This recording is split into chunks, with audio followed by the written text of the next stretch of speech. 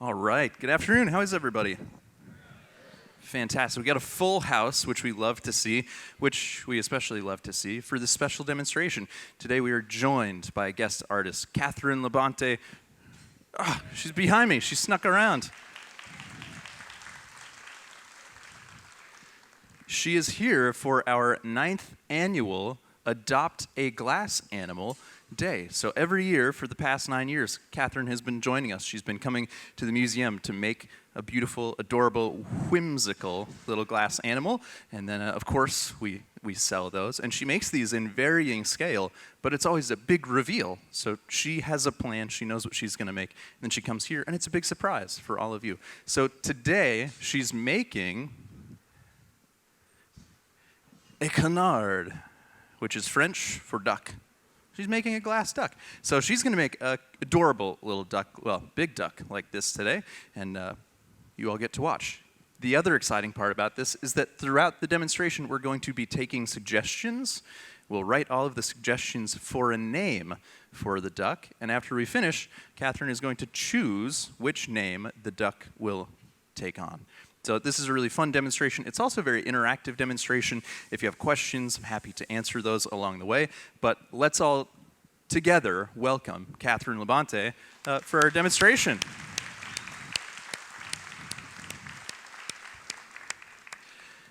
Now, to make a demonstration like this happen, we also have a lot of other people around on the floor. My name is Michael. I work here at the museum, but I've traded my typical Corning Museum of Glass shirt for the Catherine Labonté team shirt. They have this year's shirt. I have last year's shirt. So last year we made a whale. So mine has a whale on the back, but they have the duck, and they have this illustration on the back of the shirt. So it's got the drawing as well as all of the designs, or all of the steps for the design to make it possible. So, down here on the floor, myself, I'm Michael. We have Tom Ryder and we have Michael Carson. They're both part of the Corning team. For our AV action, we have Alexis here on the floor. Brad's going to be getting some shots. We have Jason in our AV booth mixing all of the fantastic images that you're going to get. We've got Emily. This is a live streamed demonstration, so we also have people watching on the internet all around the world, and they can type in questions, so Emily fields all of those. Megan from the shops, she's going to be writing down the names, so she's here. And then, of course, we have Catherine's team. We have David and Melody. Let's give all of them a big round of applause. Thank you very much. Now, also, they've been kind enough to say that I don't have to try to say their names in a French accent, which is kind of them, because they're joining us from Canada. So they're all French-Canadian, and my French from high school many years ago is not so strong. So it's nice that they said, David's fine, Melody's fine. But let's talk about what all has happened so far. They did get started a little bit early. They came in at around 3 o'clock to get started on some of the color application as well as a little bit of the sculptural details.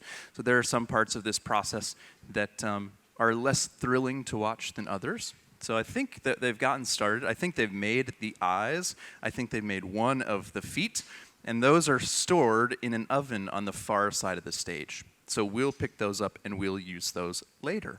Now we're going to get started on making the body of the duck. So I believe Catherine has the color prepared, and I think David is getting some additional color ready, or maybe he even has the bubble started that will all go together to make the yellow of our duck.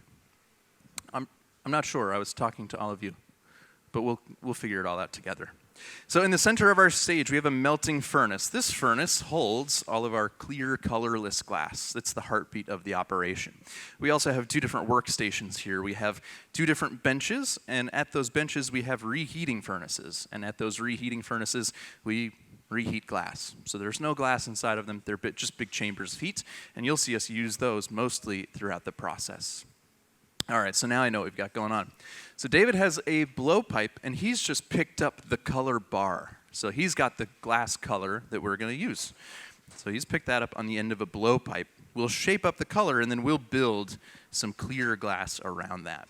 So the color bar that we use, we order these chunks of glass color. We get these rods of glass color, and this is how we color our clear glass. So we start with clear, then we add the color because the clear is easier for us to melt. We can melt 1,000 pounds, and then we can add whatever colors we like. So we order the color. There's a company in Germany that's been making glass color for over 200 years. That's where we get most of our glass color from. They make it, they send it to a distributor in the United States. They have one main distributor, and then we get our glass from them. So we go online. I think you'll like this. The website that we go to is glasscolor.com, and we order our glass color. So we get these rods of color, and then we'll add this to the clear glass. And this color is very dense, so it's formulated to go a long ways. So we can take a small amount of this, and then we can make a big object like our duck, and it's going to look like it's all mostly yellow glass. So David's got the color on the end of the pipe, and we'll build a bunch of clear around that. I think Catherine is working on maybe one of those feet at the moment, perhaps. Yeah, it's a foot. All right, working on a duck foot at the moment. So plenty happening. Now this is pretty typical. This is how you'd see a lot of glass making begin. You have a team of multiple glass makers working together, and everybody has essentially their assignment. They know what they are supposed to work on. But ultimately, Catherine is what we would call the gaffer. She's the glass maker in charge. She's leading the team, and she designates what everyone's individual jobs are. So as this piece gets bigger, Tom's probably going to jump in, and he'll probably do some turning of the pipe. And you'll see the teamwork dynamic change quite a bit as the piece gets bigger and as the scale gets larger. So we'll just build up that color before we can go back and get the clear glass. Now this color, it's all manufactured. We start with clear glass, and the company that makes our colored glass, they start with the recipe for clear glass that we use. We're using a type of glass that we would call soda lime glass. And soda lime glass starts, of course, with sand, silicon dioxide. It's sand that's mined out of the earth. It's not like we go to the beach and we get to bring back buckets full of sand. It means that we would get to go to the beach much more. We'd have to take vacations to go to the beach. So we mine sand out of the ground, and then we add soda ash, which is a flux. It lowers the melting point. And we add limestone, and limestone stabilizes the glass recipe. And then different metals added to that recipe, that will give us different colors when we melt that raw material. So let's do a little audience participation. We have a light blue glass. We call it copper blue. What metal would we add to make copper blue? You shout it out. Copper, all right. Well, what about dark blue? Dark blue, we call it cobalt blue. Yeah, cobalt. All right, we have a very expensive color. It's pink glass. We call it gold ruby. What metal do you think would be added to make our very expensive gold ruby? Gold. That's right. Now this time we're making a duck. It's not rubber duck yellow. It is canary yellow. What do you think we add to make canary yellow? No, not canaries. What is this, a coal mine? No. Selenium and cadmium. Those are often added to make our yellows and oranges. Selenium and cadmium. But some of the colors, they do come with fantastic names because, we order them so they have a number code, but a lot of them have names. So we have coral red, we have avocado green. This that I'm holding is curry yellow. There's no rubber duck yellow, but I think for the sake of this demonstration, we call it rubber duck yellow. So we've got a little bit of air bubble in the color. David started the inflation here, just on the end of the pipe. So he shaped up the color, blew into the pipe, and the air that he blows into the pipe, that expands, and it pushes into the soft glass on the end. Now we can start to build up all of the clear around that bubble.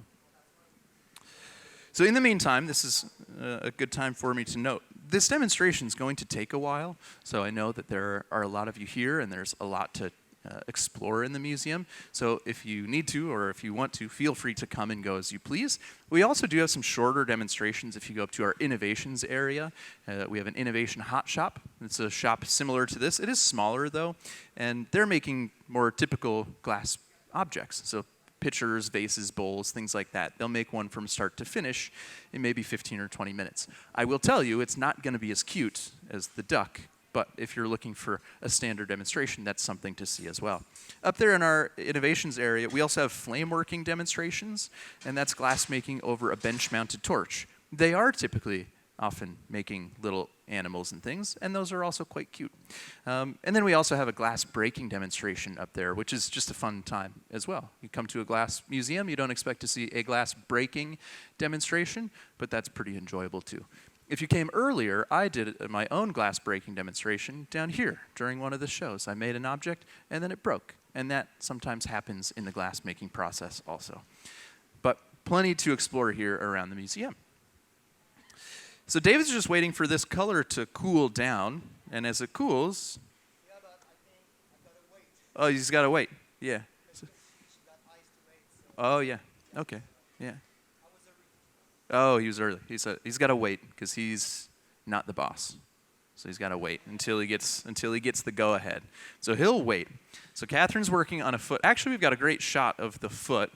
This is the bottom of the foot right now. So we'll finish up the foot. Kat's got to make the eyes, and then we'll get started on really creating the body. So he said he started a little early.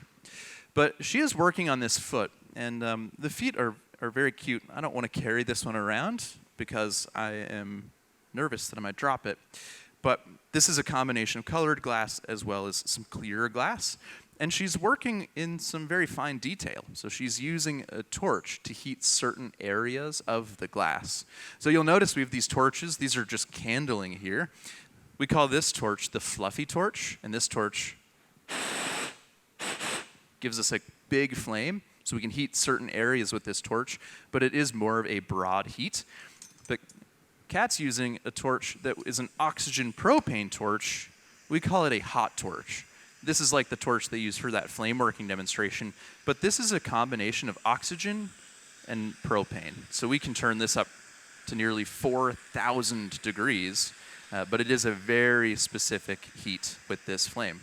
It's also very directional, so people are terrified of this torch, but I can have my hands a couple inches away, and I'm completely safe and fine. Because of the oxygen pushing through, it's directing all of the heat away from me. So she's using that torch to heat really specific areas so that she can manipulate the part of the foot. So she's pulling out the little, not toes, that's not the right word, but the points between the webbing of the foot. Maybe some sort of metatarsal? Do we have any duck experts in the house? No duck experts. Dang it. I was hoping to have a duck expert. All right, well, she's using that to pull the little points on the feet of our duck. So when it does go into another oven, I did mention this briefly. On the far side of the stage here, we have an oven. We call it the garage kiln. We call it the garage because we make parts and we park them in the garage. So we'll make those pieces, we'll park them in the garage. They'll hold at just over 1,000 degrees. That's a perfect temperature for us, where the glass is not going to change. If we let our glass cool below 1,000 degrees, we risk the glass cracking and breaking. But if we get it too warm, then it can change shape. So she'll break this off onto a little tray, and then this will go into the garage, and we'll cool this down, or we'll hold it there, rather, and then we can use that duck leg later. So that'll go into the oven, and then we'll get started on the next parts. So that's going to go into the garage. So this is the 9th year of doing these demonstrations. So earlier, from 2 to 3, I'm not sure if you knew this, but in the shop, we have a bunch of Kat's work, and you could buy some of her work, and it's our Adopt a Glass Animal Day. So the fun thing is that she was signing the animals. So you get like a little birth certificate for your animal. So she signs it and dates it. You can put the name on there. And I think she even signs the name that you give to the animal. So you can sign that in the bottom too. She signed that. So that was very fun. So that's part of our Adopt an Animal Day. But we've done this. They said this is year 9. So let's talk about some of the other animals. Today we're doing a duck. But in the past, we've done a hippo, an elephant, a rabbit, a penguin. That's French for penguin. Penguin. Octopus, chicken, whale, that was last year, that's what I have on my shirt, a hedgehog, and then of course this year a duck. So if this means that this is the 9th anniversary of our Adopt a Glass Animal Day, next year will be the 10th anniversary, and people love celebrating 10-year anniversaries in a big way. And I don't know exactly what we're going to do here, but we've been talking about it a little bit, that next year we're going to have an even bigger event, and here are some ideas that I've been floating, that I've been pitching. If you have any additional ideas, feel free to let me know. I'll write them down. Confetti cannon. We should have a confetti cannon during our glassblowing demonstration. We should maybe have some pyrotechnics, maybe a balloon drop. I think a balloon drop would be very exciting. But then what we really decided would be the best way to celebrate a 10-year anniversary is that everybody would go outside and we would get a skywriter to draw with an airplane in the sky the drawing that Catherine has made. And then we all come inside and we watch her make it out of glass. Nobody's on board. Okay, well. All right, we know that nobody's into the skywriter drawing. Thank you. It's me and the kids. We're all about it. Yeah. What's that?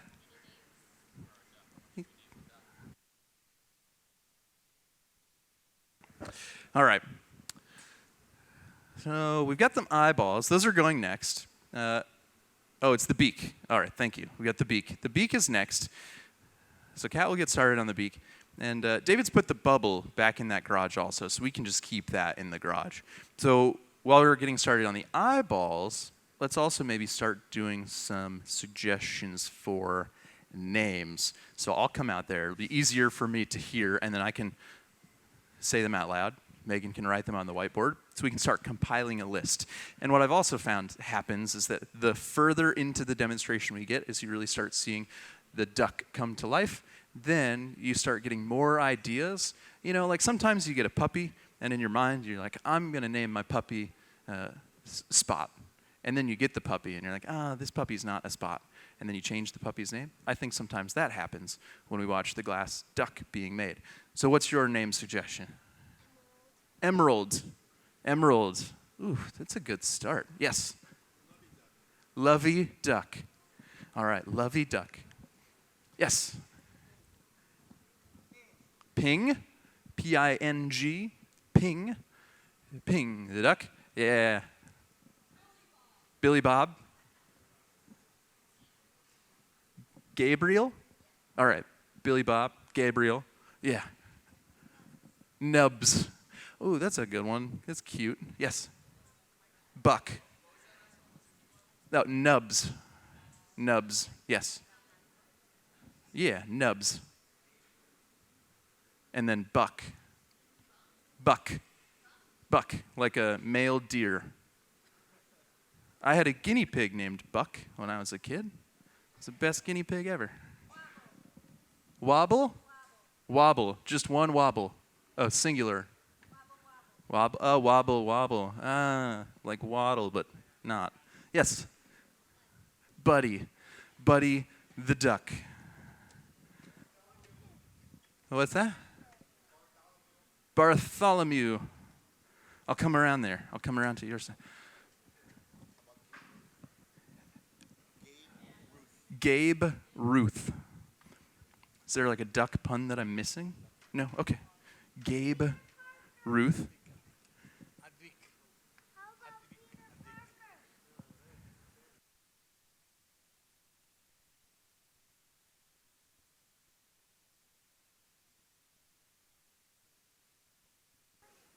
Hadvik. Hadvik. I think that's a grandson's name. I think that's what's happening here. Hadvik. Peter Parker. I think that one's copywritten. I don't know if we can use that one. Reginald. Reginald has a regal duck name for sure. Yeah. Ducky Duck. Ducky Duck. Yes. Yes. This is good. Gaffy Duck, like Daffy Duck, except as glassmakers, we are gaffers. So it's Gaffy Duck. I like that one. I think it's got a good glass blower appeal, for sure. I like that as a glass maker. Gaffy Duck. Yeah. Quackers. Simple. Quackers. All right. I like this demonstration because I get to be out amongst the people, and I certainly get my steps in, just running around the crowd. Yes? Oh. She said rose duck, like the flower. I thought she said roast duck, like the meal. So I heard roast duck. I start laughing. She goes, oh, and she knew immediately. Like, you misheard me. But I kind of like roast duck. Yes. Alistair? Ooh, that's also a regal name, Alistair. Yes? Ah, canard confit. Canard confit. Also French. Also food. Yes. Lulu. Lulu. L-U-L-U. Lulu. Ah, yes. Yeah, we'll start with you. Francois. Nice. Ruby. All right, we got Francois and Ruby. And what was your name? What was your suggestion? You had a name, right? Oh, okay, she said. All right, what about you? Bernard the Canard. See, and I was thinking Leonard the Canard. So we're on the same wavelength. Yes? Ritz Quackers. Again, Ritz Quackers. Again, I feel like we might run into some copyright, but well, I like it. Yes? Hot lips. Hat lips. Yes? Barnaby. Barnaby. No, not Barney. Barney is a purple dinosaur. This is a yellow duck. Bill. Simple. Yeah. Yeah, got a bit. No, I'm with you. I'm with you. Dodge. Dodging confit season over there. Yeah. Yes. Alfred, like the nearby university with the glassmaking program? Sure. We're going to go with Alfred, like the nearby university with the glass blowing program. Tara. Tara. Yes. Yeah. Fran? Fred. Fred. All right, Fred. Dilly the duck. Yes. Sir Quacks a lot. You know, I'm glad that you said that because earlier I asked AI, what are some clever names for a duck? And Sir Quacks a lot was on the list. So, we don't need AI, I think, is the moral of the story. We just need kids with better imaginations than me. Yes? Donald. Oh, of course. Donald Duck. Donald Duck is my favorite Disney character. Yes?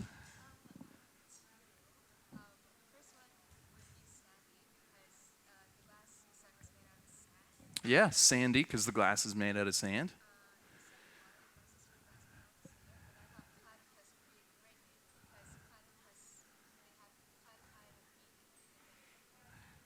And against your sister's advisement, platypus, because they also have sort of a duck's bill. Yeah, I get it. Oh, yeah. All right. Yes? What? No. Charles. Nicknamed Chuck the Duck. Or French, be Charles. Yes? Pickup truck, the duck. I kind of like that, actually. What is it? Detective Duck. Oh, we got to put like a monocle on for Detective Duck, I think.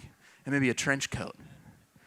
I like Detective Duck. All right, we'll take a couple more, and then we'll catch back up with the team, and we'll see what's going on. I'll get you. Don't worry. Yeah. I have one. What's your suggestion? Cornelius. Cornelius.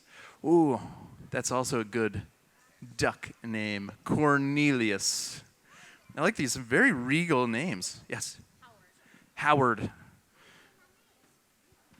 By the time we turn this board around to look at the names, Kat's going to have her work cut out for her to pick. I hope she's been listening, so she can maybe have some at the forefront. Yes.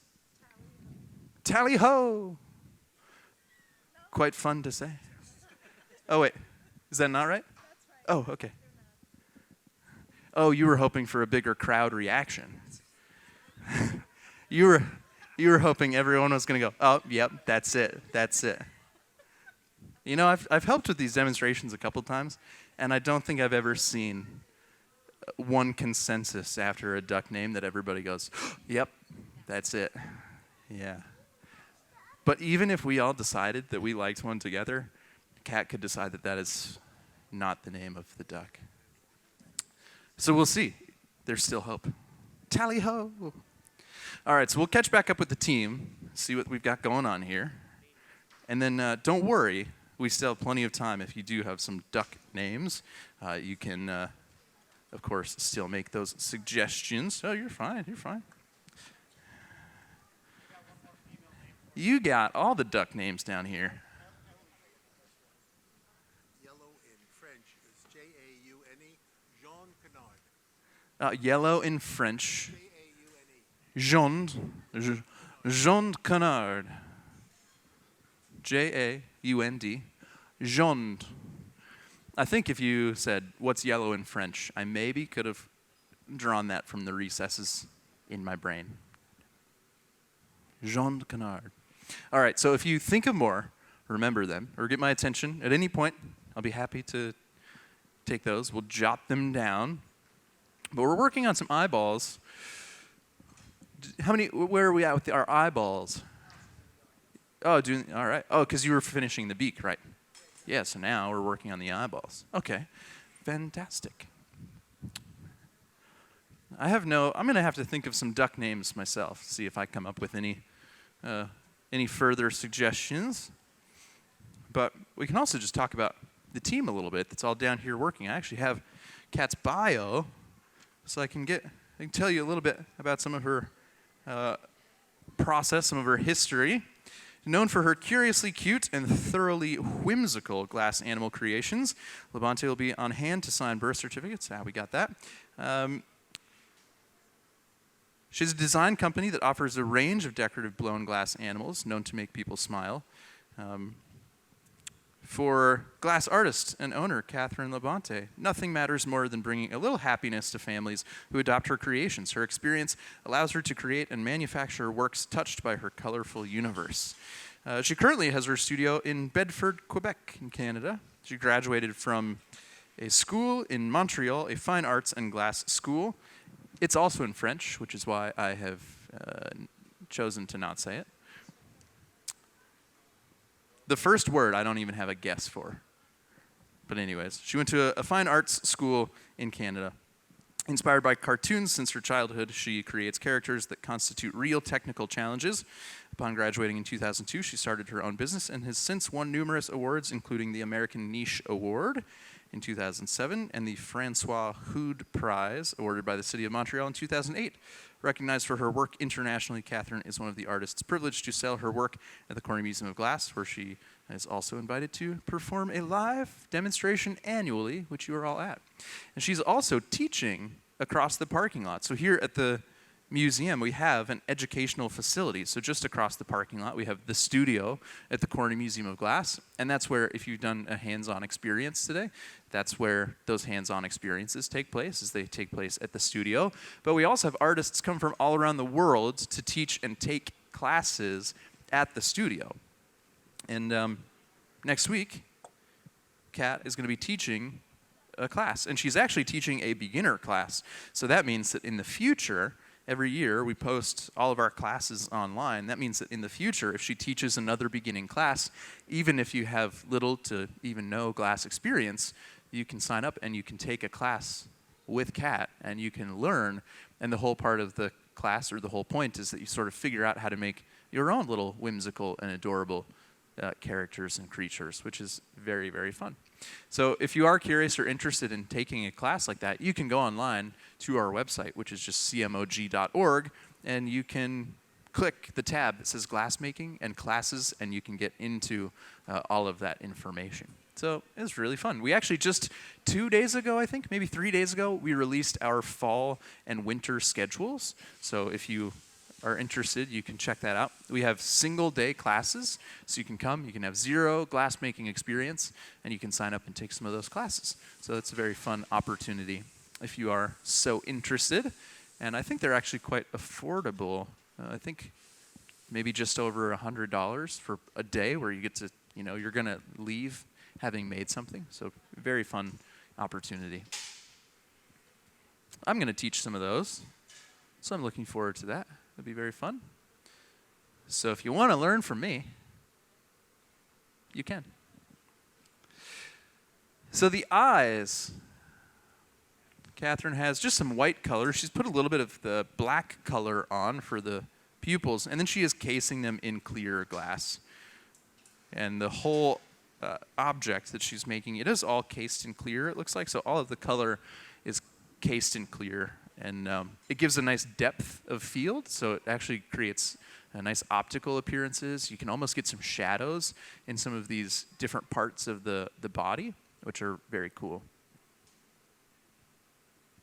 How are we doing on questions generally? Anyone have any general questions? Yes. Uh-huh. Yeah, does the addition of different metals substantially change the melting point for our colors? It does change, and it also changes how the glass just generally heats and how it works. So we would say that we have stiff colors and we have soft colors. So stiff colors on the color wheel tend to be the warm colors, so reds, oranges, yellows, and then white is the stiffest. And those colors are reflecting more of the heat, so they're not absorbing the heat as quickly. Your soft colors are the cool colors on the color wheel, so purple, blue, green, and then black is the softest. They're dark, they're absorbing the heat much faster. So just like you might wear a black shirt to the beach versus a white shirt to the beach, the black shirt's going to get hotter faster, very similar with our glass color. So it's almost counterintuitive where you say, oh, the cool colors, those are the hot ones. They get hotter faster, they stay hotter longer. So there is certainly a learning curve to that, and then you also have to figure out how those colors work together, because you might want to put yellow and blue together. Those are nice colors together. The yellow is going to take a long time to heat up. The blue is going to heat up very quickly. So if you try to inflate a bubble that's yellow and that's blue, it's going to inflate really unevenly. So you have to account for that when you're trying to make an object. So yeah, it changes things considerably just because of the different metals that are added, but also just because of the color and how they absorb the heat, certainly. Yeah. I think pretty much every glass maker will make an object, and I know that I made a vase. I tried to make it half and half, blue and red, and the blue side is very thin, and the red side is incredibly thick because of just how they inflate and heat differently. So you learn that the hard way, and then you try to avoid those mistakes later on. Yeah. But if you figure out how to use those properties to your advantage, this is a piece that Tom made, and this is really beautiful. Black and white together are two colors that heat the most different way possible. So he has a lot of black on the outside, but he put white on the inside. And the white on the inside takes a long time to heat up, so that offers some stability to the black outside that's going to heat up really quickly. And then the white on the outside he only affected that because he used the torch. So he was using the torch to heat certain areas to manipulate the color pattern. So there are ways around it. There are ways to make pieces that utilize those different colors in a really beautiful way. But Tom's been blowing glass for 18 years. He made this a couple weeks ago. So when he makes something like this, he's using all of his 18 years of experience to create something like this. Yeah. Anything else? Any other questions? Yeah. Yeah, how long does it take to make this? Tom probably made this in, I'd guess, around an hour. He maybe did a little bit of color application before the show started, and then we would have finished this. Tom, how long did this take you? Yeah, he said, I'm probably about right. Probably about an hour. I know. I know I'm right. Yeah, so about an hour. But the form is very simple as well, right? So there's not a lot happening as far as the form goes, which we also consider. If we're making a very complicated form, then we would want a less complicated color pattern because you don't want to overwhelm the eye. But if you're making a more complex color pattern, a really simple form is nice because it's easier to look at. It's not as overwhelming. So we think about that a lot too. So you'll notice that many of these pieces that we have down here that have more complex color patterns or color applications, really simple forms. This piece, very simple form, more complex color. I had a piece that was a more complex form, and it was just one solid color, but it's not on the front here anymore. But all things to consider. Yeah. Yes? Is it easier to be right-handed or left-handed? Well, when I teach a beginner class, if someone is left-handed, I'm going to tell them that they have the advantage, but it's maybe to make them feel better. Because what I say is that if you're turning, when you're sitting at the bench, you're turning with your left hand.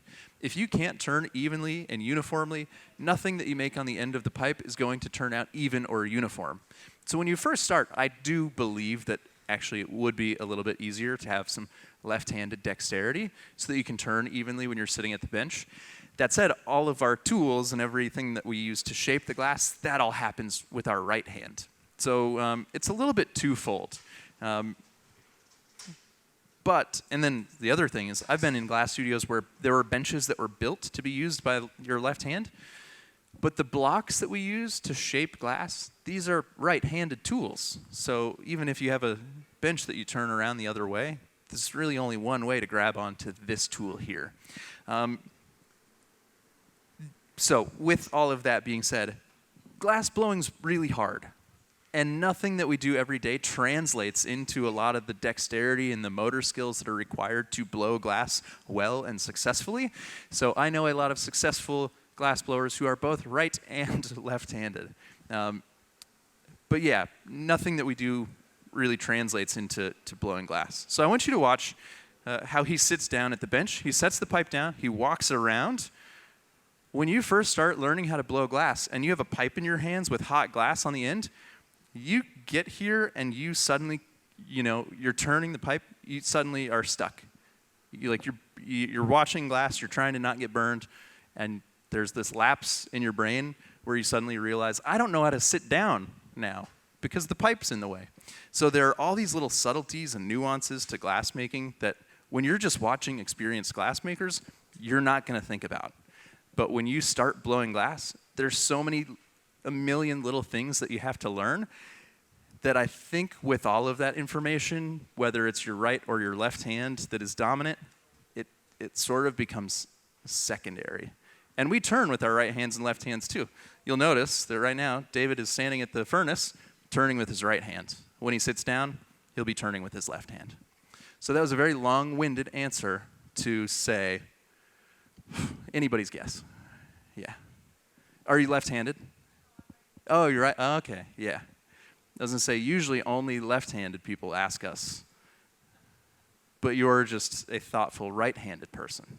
Yeah.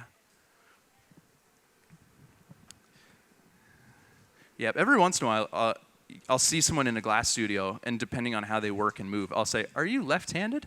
And they'll say yes, and it's just because of how they, where they stand or how they move to and from the furnace that's a little bit different that is sort of a giveaway to that. Yes?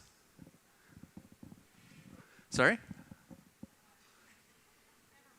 Oh, never mind. Consider it never minded. If you think something else, let me know. All right, so now we're underway with the body of the duck. And this part is probably the part that will be really, I would guess, one of the faster parts. All of the little detail work, all of these little parts and components, they do tend to be the longer parts of the process. And then once you get deeper into the process and you start making something bigger, then it does sort of speed up. So David's got the glass, the color for the bubble for our duck. He's gotten one layer of clear over top. And to collect glass from the furnace, to layer that glass up, we call it gathering. It's a process. We use it as a term of measurement as well. So we'd say, I'm going to make a 2-gather bowl or a 3-gather vase. And other glass makers would know roughly how big that is. In this case, we might make a 3-gather duck. I'm not sure exactly how big it will be, but I think probably one more gather. But in our melting furnace, we have 1,000 pounds of that clear glass. And all of that glass sits in a ceramic bowl. So to collect the glass out, we dip the pipe down beneath the surface, and we turn to spool out those additional layers. And we have to build the glass up in these layers because glass is quite runny when it's hot. So if we tried to get a bunch of glass at once, that glass would simply drip and flow and fall right off the end of the pipe. So I can show you that, but I don't want to do that at the time that David's going to gather. So I'll hold on to that for just a moment.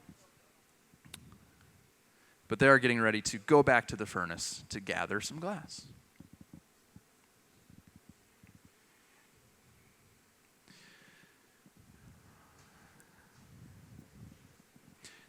So with the increased surface area that we have now, every time we come back out of the furnace, that's what allows us to get substantially more material. So David will come out with a lot more glass on the end of the pipe. Now people do always wonder, well, don't those pipes get hot? And they do get hot. They are stainless steel, which is a relatively poor conductor of heat. So maybe they get hot 18 or 20 inches up the pipe.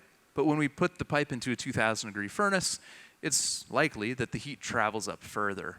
So we cool off the pipe. He just used our pipe cooler, a little trough, pump water into that, cools the pipe down, and then we can hang on much more comfortably. But he'll start shaping this glass up. This is a pad of newspaper. We've got about 8 sheets of newspaper. We fold that up and we soak it in water. That's as close as we can get to shaping glass with our hands. And that newspaper will never get much warmer than maybe a cup of coffee. So completely comfortable for David to shape up that glass. But now I'll show you how runny that fresh glass is out of the furnace. So I'll get a little bit of glass.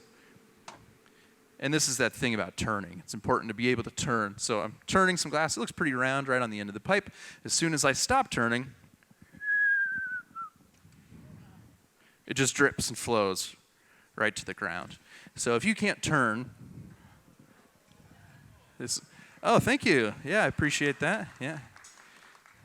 Maybe we could sell this in the shop as well. Put it in a frame. It's contemporary. A shadow box. You could play with the light really well. I already did. It's right there.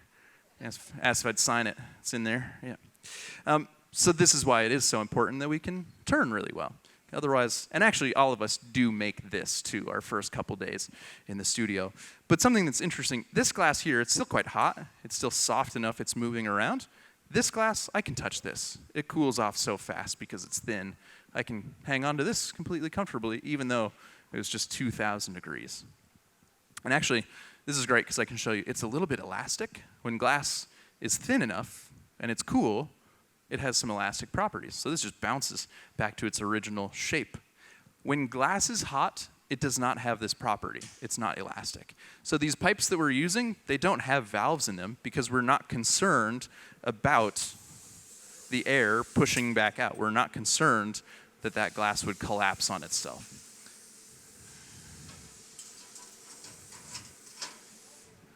Now, also that property of that elasticity of glass when it's very thin is what allows us to have optical fiber. So we're all communicating using these little strands of glass. Those little strands of glass are very durable. We're able to snake them around inside of buildings because that glass can just bend without breaking. So very cool stuff.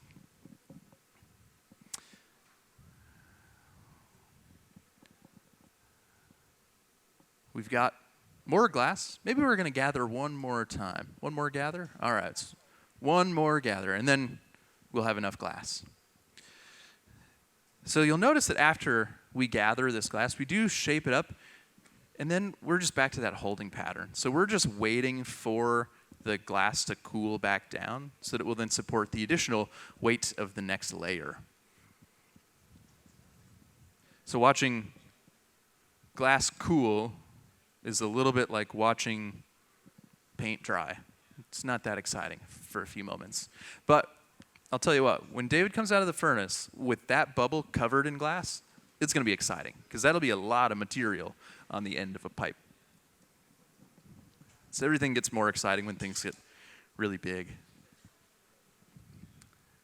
So I talked about how the colors will affect the temperature of glass, how it heats and cools, but also the thickness of glass is going to have an impact on that. Thicker glass will stay hotter longer. So if we're making something that's very thin, it cools off really quickly, and it means that our working time is very short. But you'll see when David gets this glass out of the furnace and it's really thick and there's a lot of mass, it's going to stay hotter longer. And that lends itself to sculpting as well. We need to be able to work with the material.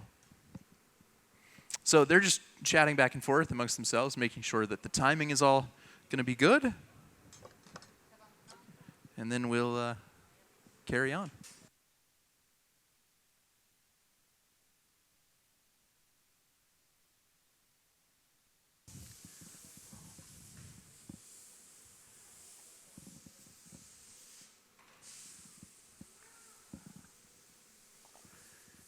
So after we get this next gather of glass also, I think I might take another moment and we'll get some more duck names. If anyone's thought of some duck names, maybe grab a couple of those. Just before things really ramp up and we start getting busier with the sculpting. I don't know. Oh, we're going to wait a couple moments before that gather. Let's find out if we've gotten any duck names from the internet. Emily, do we have any duck names from the internet? Oh, you told Megan. Let's share with the crowd. We've got. Okay, wait. Someone said glack as a combination of glass and duck, but glacky could be good if it's more of a duckling. Oh, glack or glacky, combination of glass and I would think it'd be quack, right? Duck, combination of glass and duck. All right. Carl. Yeah, we got Carl and then Duckless. Duckless. Ducklass. It's a lass. It's a lady duck.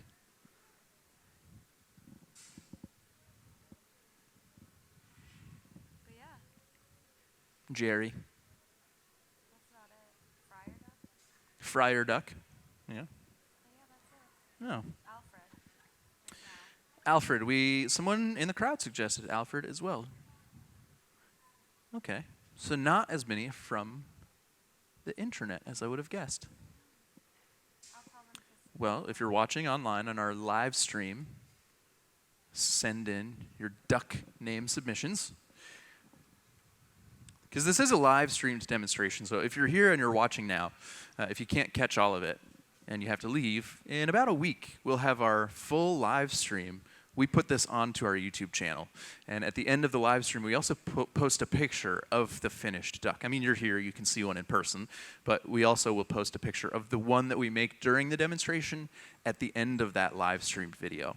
And we also have an immense catalog of live streams here at the museum, and we have tons of informational glass making videos. If you are a glass maker, if you are an aspiring glass maker, if you are just interested in glass, most of those demonstrations are explaining the process all the way through. And we actually sometimes talk about this here, that younger glass makers are learning so much faster because they have this exposure to this immense catalog of glassmaking videos in detail that are explained what's happening and why, that a lot of us did not have because we are, in a sense, old. But we have probably hundreds of hours of glassmaking videos, including several of the previous years' live streams with Cat Labonté. So be sure to check those out if you want to see some of the other animals be made. So last year was a whale. We made a hedgehog the year before that. And yeah, we've got a bunch of other options. So on our screens, we've got a good close-up view of an eyeball that goes into the garage. And I think that's now both eyes. The beak and the feet are all in that garage kiln. So we'll keep those all there at 1,000 degrees. And we're about to really start plugging away at the body. In the meantime, Michael is saving David's arms. He's taking a couple heats just to maintain the temperature while we prepare to take this next gather.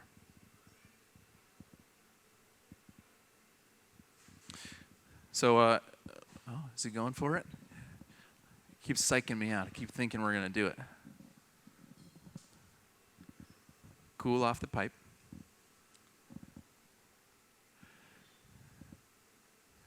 So Kat's got some calipers. Her drawing that she made, this is fantastic. I don't see many glass makers do this all the time, and I think maybe this is, you know, potentially an indication of some of her success, is her preparedness when she comes to the glass studio. It's almost like an architectural drawing. She has the drawing, she has the measurements. I mean, it's like the cutest architectural drawing you'll ever see.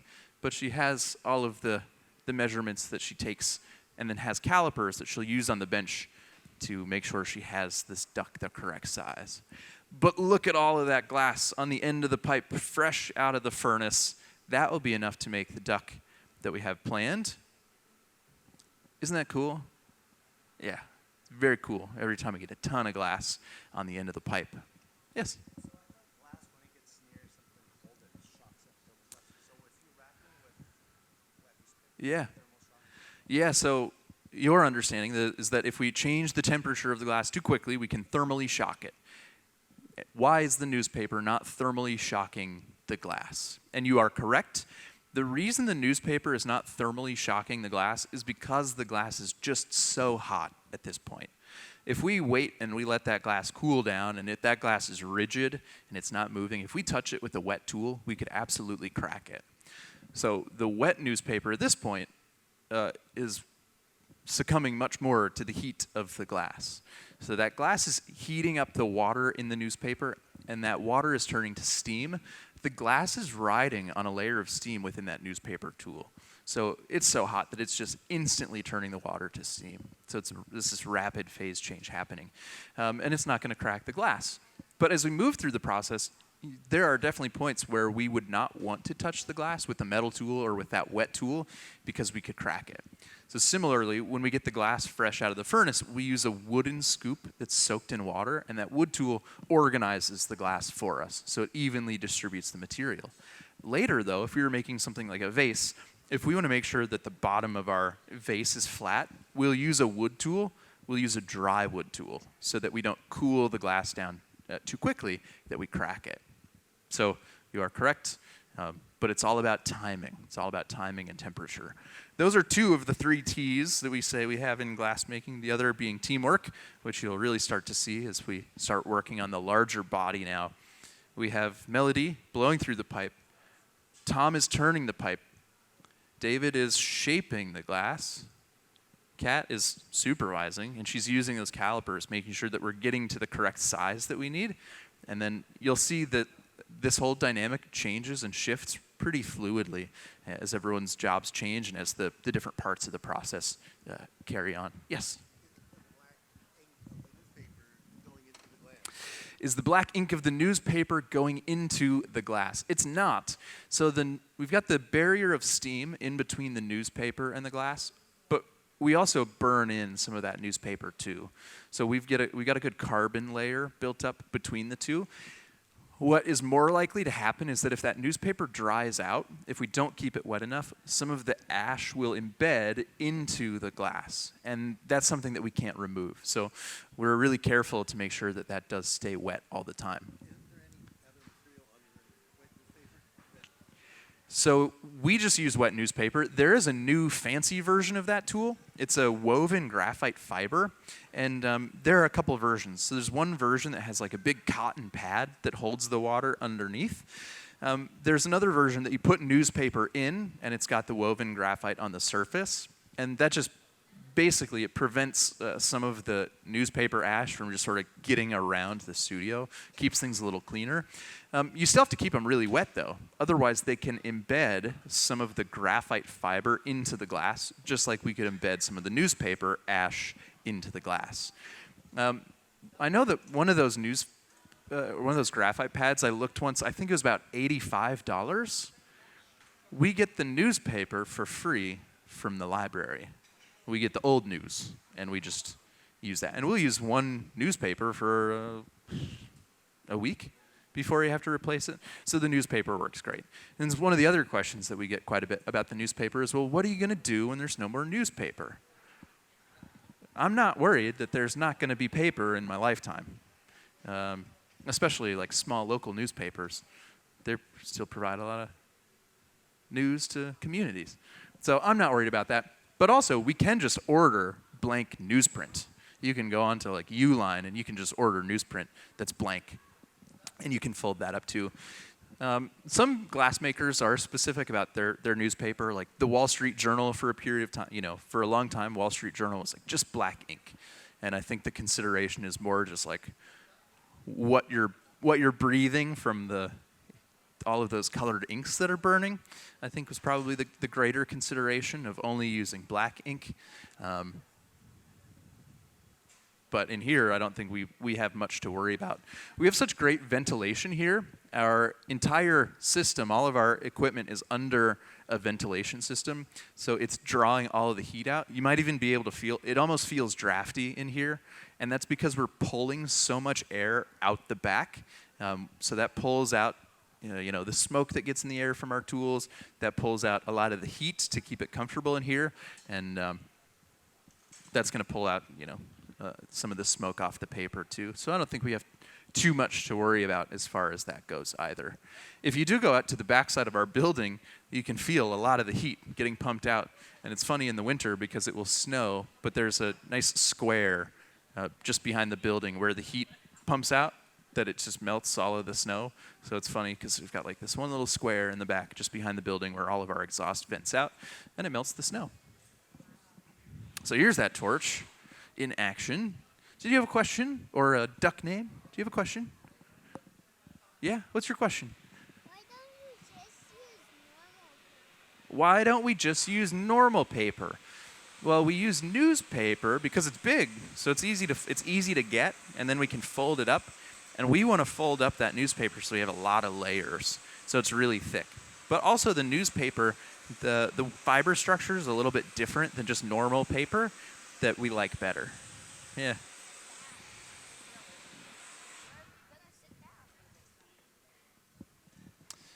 So we're starting to blow this up a lot. You'll see Tom taking these heats at the reheating furnace. And you'll see the team all working together to get this shaped up. Yes?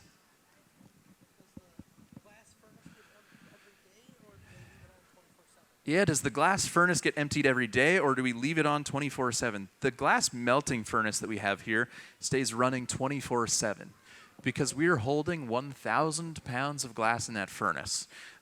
Throughout the day, a normal day, we make maybe 11 different pieces in the day.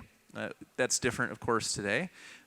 However, because we're making this piece, we're probably using more glass than if we did our normal demonstrations.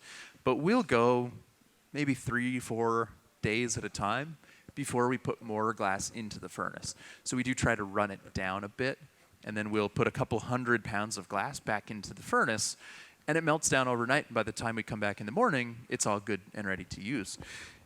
We blow glass here almost every day of the year, and because that furnace holds so much glass, we'd have to scoop all of the glass out to turn the furnace off. But also, then it would take about a week, maybe a week and a half to cool down because it's so well insulated. It's quite thick. So it takes a long time to cool down, but it also then takes a long time to heat back up. And that is just because you want to heat it all up slowly. It's a ceramic crucible that holds the glass inside of that furnace. So we want to be careful about how we heat it and cool it so we don't crack it and break it. So this furnace has been running for about a year and a half. The furnace that we replaced ran nonstop for, I think, about 9 years, constantly. Yeah, pretty impressive piece of equipment. That said, we also have 2 studio technicians here. Tom is one of our studio technicians. He's, glass blower. Our other studio tech, Jesse, blows glass too. But they work to, do preventative maintenance so that you're not doing reactive-based maintenance, trying to fix your furnace if something goes wrong when it has 1,000 pounds of glass in it. So, yeah, you're welcome. Did we have any duck name suggestions? I know some people have joined us somewhat recently. We have visiting artist Catherine Labonté here, and she's making an adorable little glass duck. We're taking name suggestions, and then at the end, she will pick a name, and we'll name the duck. And we do this every year. This is year 9 of her making an adorable creature. Yes. Quebec. Oh, but with a K. Oh, K. All right, there's some spelling here. K-B-E-C, because that's beak in French. All right, here we go. Quebec, like Quebec. Yes. Kevin. Kevin got a good reaction. People like Kevin. People went, yeah, it's Kevin. Yeah. Quackers. Quackers. Someone said Ritz quackers earlier. But I like no Ritz. So this is cool. Now we can really start to see, look at that. One move, we can really start to see how this starts to take the shape of a duck. So grab onto the tail with some tweezers. We're relying actually a lot on gravity to help this stretch and elongate. So you pinch that bit of glass, and then you partially let it fall, you partially let it pull to naturally take on the taper of the back of the duck.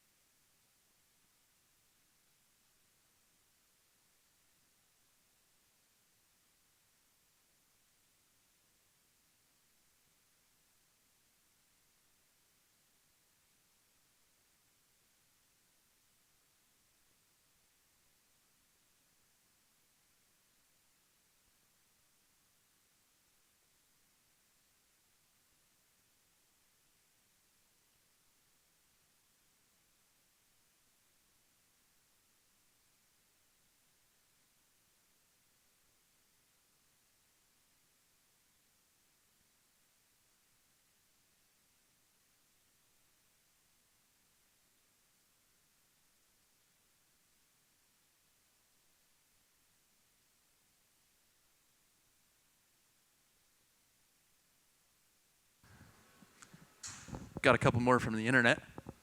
Walter the duck. Also Mikey the duck.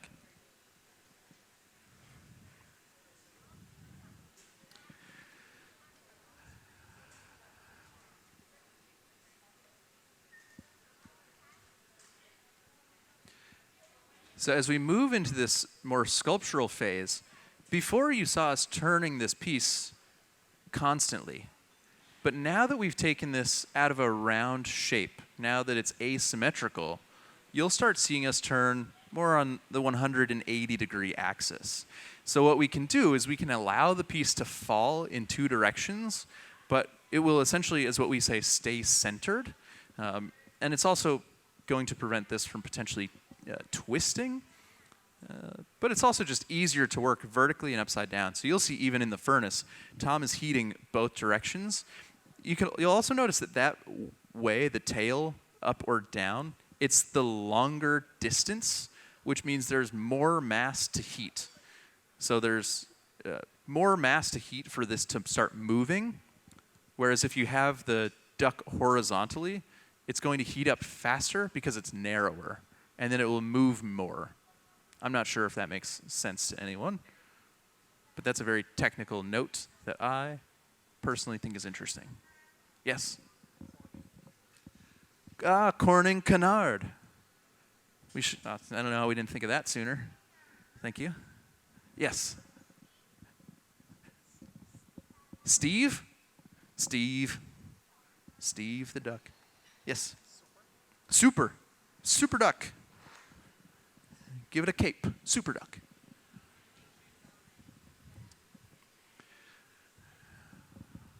Any other questions or name suggestions? I'll come up there.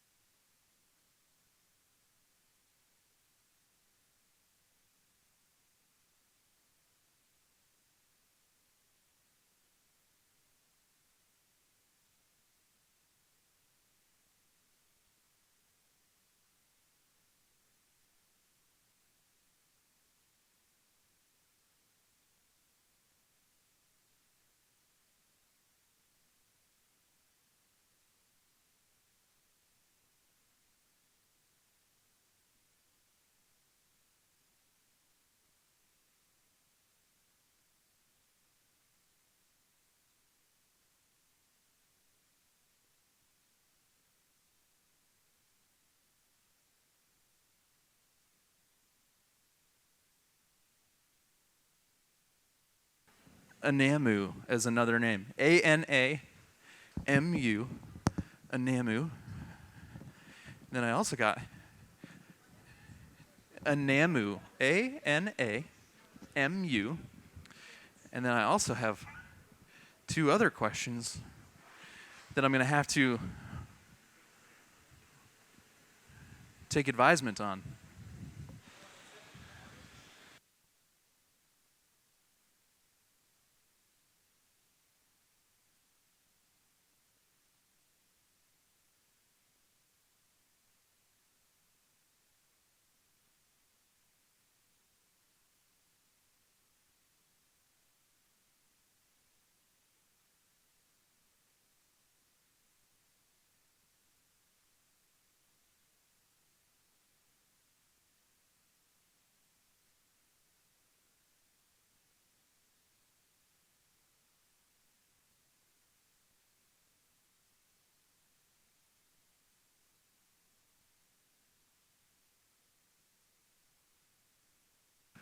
All right, so two of the questions. One was, are some of the previous animals available? Can you get them? And you can. Shops.cmog.org. All of the animals are available. Smaller versions or varying scales of those versions are available. So you can go check those out online. You can see all the different versions. And then the other question was, did we do this in 2020? And the follow-up was, I would imagine this would be uncomfortable in a mask. It was done in 2020, but it was a virtual thing. So Kat did this at her own studio, and it was filmed, like in partnership with a museum. So there was still a 2020 version. It was an octopus named Olivia. And then your other question is interesting of, you imagine this would be uncomfortable to do in a mask, and I can tell you, it is uncomfortable to do in a mask, because for a long time, when we came back to work here at the museum, we had mask requirements. So we had to blow glass with masks on. And it's hot, but it also means you cannot blow glass the way that you have blown glass, or the way that glass makers have blown glass for 2,000 years, by putting your mouth on the end of the pipe. So, our technician team came up with a system. We call it the auto-inflation system. But we have a pedal at the foot of the bench that we can step on. It activates compressed air, which flows through a tube. So we attach this tube onto the end of the pipe. It blows through the tube, through the blowpipe, and into the glass. And this was how we continued to blow glass, even though we couldn't put our mouths on the ends of the pipe. And it was good because it meant that we could still blow glass. It was very tricky because it changed how we move around in the glass studio. So by the time you go to the bench, to the furnace, you get tangled up. We get all wrapped up in this tube. And then by the time you got back to the bench and you were all wrapped up, you'd get yourself untangled and the glass would be cold. And you'd have to go heat it back up. So it was quite tricky to get used to. That said, we still have it here, because it turned out that it's a very effective and efficient tool for some things. So you'll still see us use this sometimes in the glass studio and during our demonstrations, just because it is actually quite convenient. Before, we'd have somebody else blow through the pipe. You'd have to tell them when to inflate, how much pressure, when to stop. This way, we have full control of that. So it was tricky to get used to. Once we got used to it, it was pretty handy. But it also still meant that we could all come back to work and blow glass the way that we'd blown glass, or, do our jobs, do the thing that we love. But it's also funny because it also made a lot of us think about the cleanliness of the pipes. We clean the pipes a lot more than probably what we used to previously. When I first started, I started in a college studio, and I assumed that someone was cleaning the blowpipes for 20 students.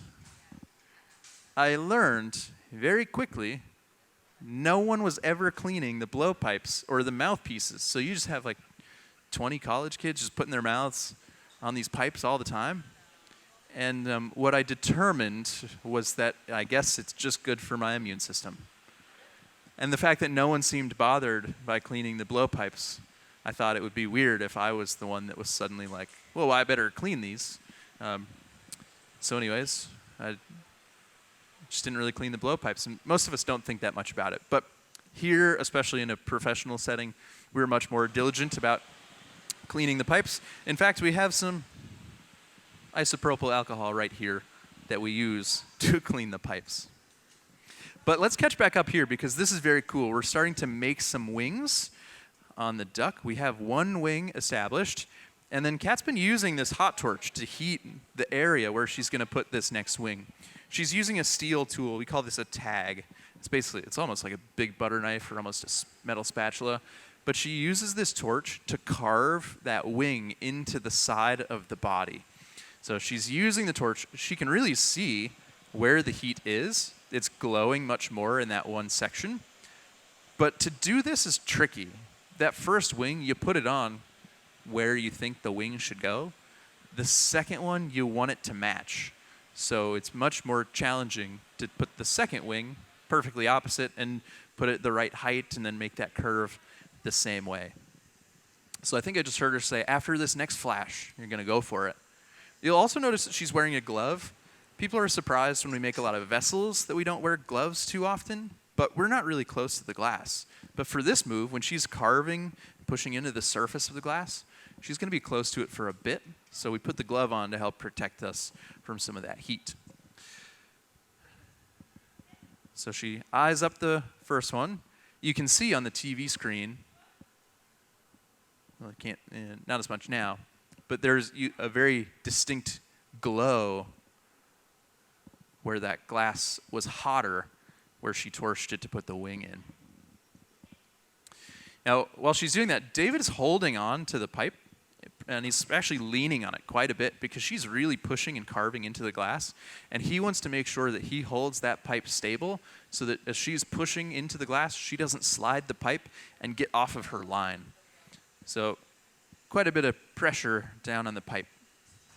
Now we're torching just the tip of the wing so that we can pull out that little point on the wing. So yeah, I can show you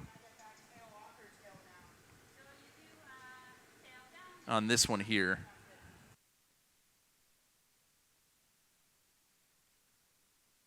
So when we do this, we use another hot rod with a little bit of glass on it, and we stick that on and we pull.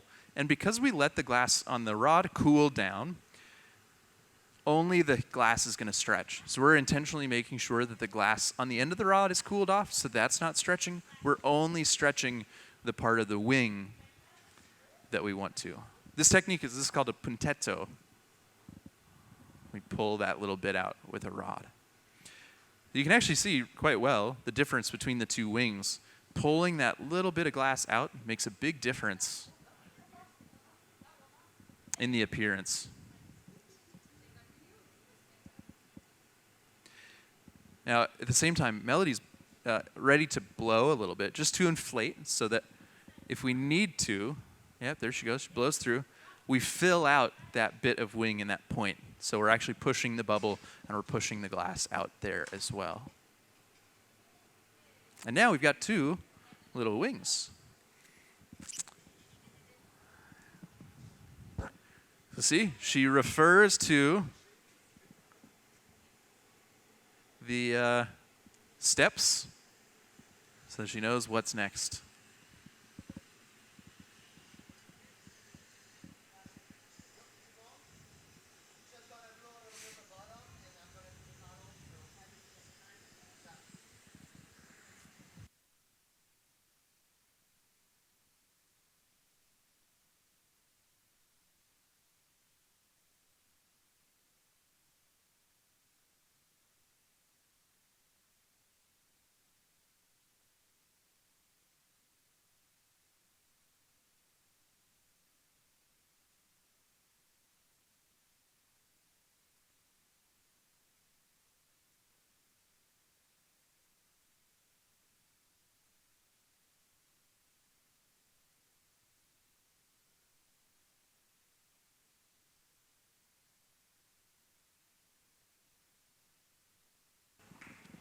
I just took a peek at the whiteboard.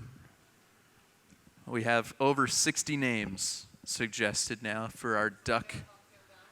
And I'll tell you, I'm glad that I don't have to choose. That is a lot of names. Oh yeah, there's the...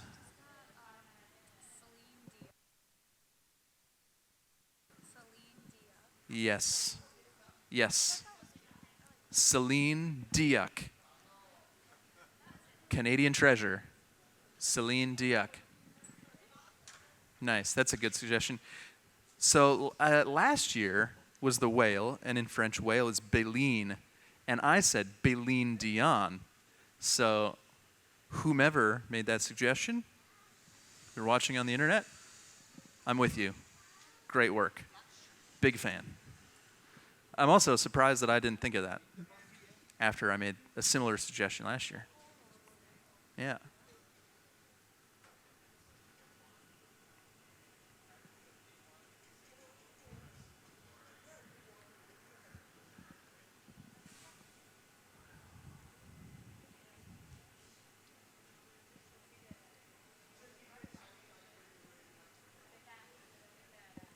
Yeah, so this is what I'm talking about. It's pretty visible. It's pretty apparent right now. But the amount of clear glass over the top of the color is nice because you get this depth of field in those wings. So you're actually getting shadows. I'm going to pick it up. You're actually getting shadows from the clear, and that really gives you this visual depth that even though this is not super intense as far as this indentation goes, it looks much greater. It looks much more dramatic than it really is. If anybody wants to, feel free to come on down here, get a closer look at the duck. Why'd they put a hole in the bottom? Right now, we are attached to the blowpipe, and there is, we're going to need to remove this from the blowpipe so that we can finish up the head. So we'll break this off of the blowpipe that it currently lives on, and we'll catch it on another blowpipe. So by making a hole in the bottom, we would call this a blow punty. We'll attach another blowpipe onto the bottom, and we'll create a seal so that we can still blow into this, and we can further inflate even though we're off of the original blowpipe. The other thing that is important about this is that this is a sealed, or if this were a sealed object, you can actually see there's a little tiny opening. Maybe you can see it from there. There's a little tiny opening. That's the remaining hole. But if this were a completely sealed object, there's a higher probability that it breaks when we cool this down. Because we're going to put this into an oven to slowly cool. That is a process that we call annealing. And when we anneal glass and we let the glass cool down, that air inside, it's going to contract a bit, and we could seal it and essentially create a vacuum, and it could contract and it could break itself. So it could create this vacuum and it could break apart. So that hole does two things. It allows us to inflate further while we shape the head, but it also means that when we break this off and we let it sit into our oven to cool down, there's a way for the air to expand and contract without breaking the piece apart. So to make the hole in the bottom, it's always a fun time when we get more power tools out in the glass studio. So we've got a drill, even the one with the light, so that's fancy. Let's see, brushless motors? Brushless. So we get a drill, but that's a tungsten bit. And we can torch the tungsten bit and let the glass be cool. But we can get that tungsten really hot, so hot that it just pierces through the bubble without distorting or changing the shape of our bubble. So we drilled a hole into the bottom. That's where the punty is going to go. Now, typically a punty, in a typical vase, a punty is the temporary handle that we put onto the bottom of the vessel. And that does typically leave a little spot behind. We'll have a little mark left behind. But a normal punty is on a solid rod. This is on a blowpipe. So Tom's created the blow punty. He's blown a hole through some glass so that this is essentially hollow. So we'll stick that onto the bottom. And then we're going to break the duck off of the blowpipe that it's on onto a secondary blowpipe. Now, of course, this is a stressful moment for the glass makers because we're breaking glass. And we want it to only break when and where we want it to. But we also need this connection to be the correct temperature. So Tom has been shaping this up. If it's too hot, it will really stick, and we could have difficulties breaking it free at the end. However, we're going to put a constriction there, just like we've created on the duck. So the duck has a constriction, we call it the neckline or the jack line, and that's where we'll break the glass free from the pipe. So we put a jack line here, and we'll leave some of the glass behind. So we actually want to put it on pretty hot. If it's not hot enough, though, when we go to break the duck off of the blowpipe, it could fall off of the punty and it could crash to the ground, which we do not want to happen. So it's that sort of Goldilocks moment, not too hot, not too cold. But to break this glass off of the blowpipe, this is where we intentionally create some of that thermal stress. We'll intentionally cool that jack line just off the end of the original blowpipe. We'll cool the glass so quickly and so rapidly that it fractures. We'll get a lot of little cracks, and then all it should take is a couple light taps on the pipe to break this free. So good amount of water. We chill that constriction. We hit the pipe. Look at how easily that breaks off. That's perfect. Let's give the team a big round of applause. And now we can start working on the head. So if you look up on our TV screens, we've got a great view inside of that reheating furnace. You can see the opening left behind. That glass breaks, it's sharp, it's jagged. We'll heat it up to resoften so we can start working on finishing up the head. It felt like, for a moment there, a wildlife documentary. This is a stressful moment for the glassmakers. Kind of whisper, hushed tones. But very smooth, very successful. And of course, we expect nothing less because of all the experience on the team. So Tom, he's been making glass for 18 years himself, Kat for over 20. I'm not sure about David. David, how long have you been working in glass? 15 years. Yes, 15 years. Melody, how about yourself? How long have you been making glass? Now it's 3 years. 2 years. Now it's 2 years. So, anyways, lots of experience on the team to make this look smooth and easy.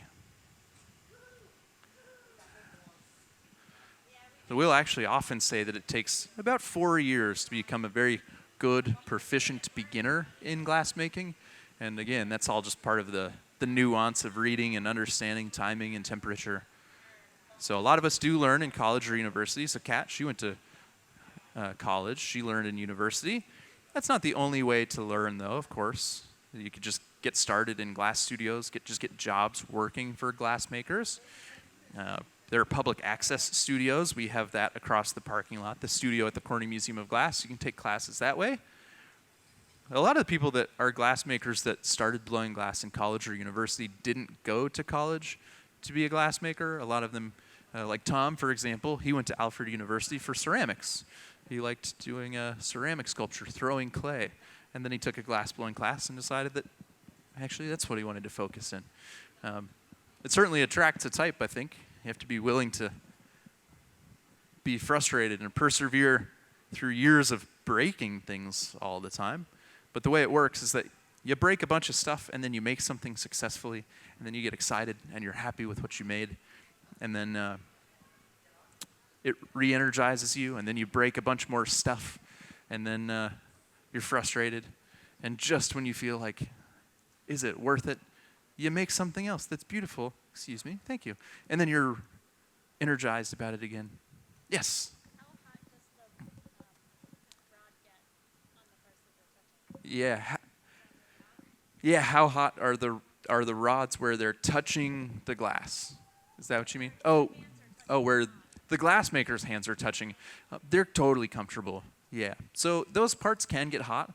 We have a pipe cooler just next. So we got that steel table in the center. There's that metal box to the right. That's a pipe cooler. So it's full of water. We can pump water into a trough to cool off the pipes. But 18 or 20 inches is very, very hot. We never touch that section. We often will, affectionately, of course, refer to that as the hospital zone because we do not want to touch it. But yeah, the rest is completely comfortable and cool. Tom cooled off the pipe before he delivered that punty so that it would be comfortable to hang onto. As we're working, something like this that we work on for a longer period of time, over that time, some of the heat will start to transfer up the pipe. And every once in a while, you'll see us carry a piece over and cool it off on the pipe cooler with that trough. But for the most part, it's completely comfortable the whole time. Yeah. So that's why you don't really see us wearing gloves unless we're close to the glass or shaping the glass for a long time. Yeah. Do you have a question? You have a name for the duck. All right. What's your name? Bob. Ducks are always bobbing. Just bobbing around. Bob. Bob the duck. That's a good name. Yeah. Are there any other duck names that I've missed? No? All right. Well, let me know. You have a question. What's your question? What color is the duck going to be? I'm glad that you asked that question because it's been a while since I've talked about this. The duck is going to be the same bright yellow as the duck that you see on our table over there. So that duck looks really yellow. However, the duck that they're working on looks more orange. Yeah. So the duck that they're working on looks orange because it's so hot. It's because of how it's showing its heat. It's radiating heat energy. So as it cools down, it's going to go from being that orange color to that bright yellow color. And we just have to trust that as it cools down, it's going to be yellow.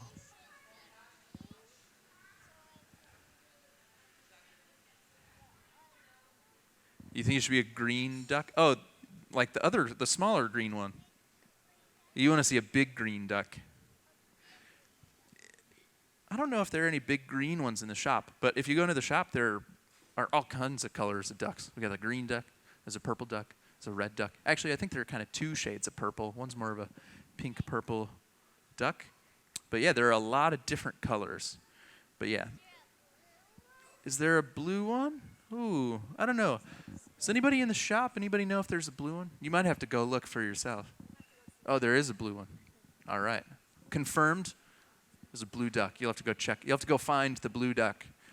In our galleries, we have a scavenger hunt, so we hide different items in our collection. But in the shop, you should go find the blue duck. Yeah. So we're going to inflate the head. We closed off the top of the head. So you saw how there was an opening left behind, and that opening was left behind from the blowpipe. So we close that up, and now we want to start inflating that section. It is quite tricky, though, to get just the head of the duck warm enough that we can inflate the head without blowing up the rest of the duck, without distorting and changing the shape of the rest of the body.